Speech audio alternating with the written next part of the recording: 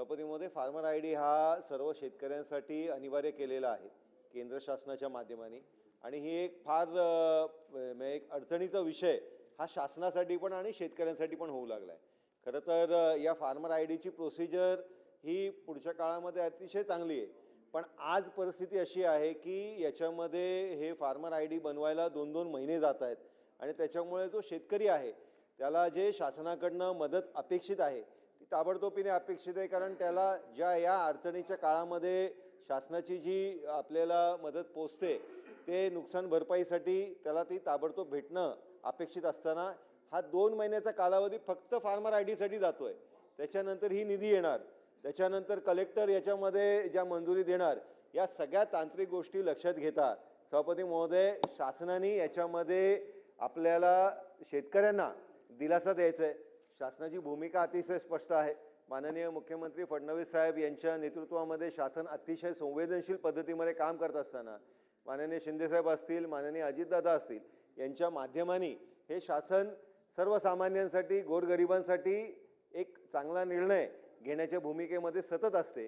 त्याच्यामुळे याच्यासाठी काहीतरी पर्यायी व्यवस्था शासनाने ताबडतोबीने करणं सभापती महोदय गरजेचं आहे.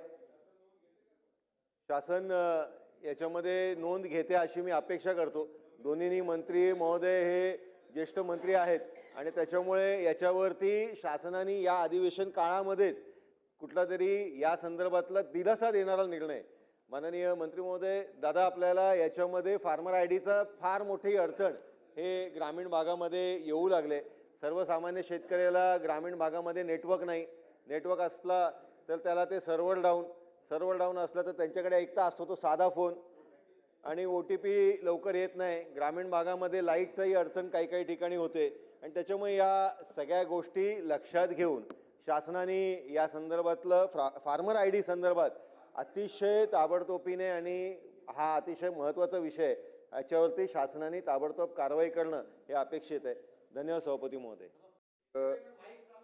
हे काय सन्मान्य सदस्य ॲडव्होकेट निरंजन डावकरे साहेबांनी फार्मर आयडी निर्माण करण्यासंदर्भात शेतकऱ्यांना ज्या अडचणी निर्माण रायगड जिल्ह्यामध्ये विशेषतः होतात या संदर्भातला प्रश्न उपस्थित केलेला आहे. आजच जिल्हाधिकारी रायगडने या बाबतीतल्या सूचना दिल्या जातील, आणि ते सुरळीत पार पाडण्यासाठी आवश्यकता पडल्यास अशा पद्धतीनं महसूल विभागामार्फत अधिक गतीनं त्या प्रकारची योजना राबवण्याच्या सूचना महसूल प्रशासनाला दिल्या जातील.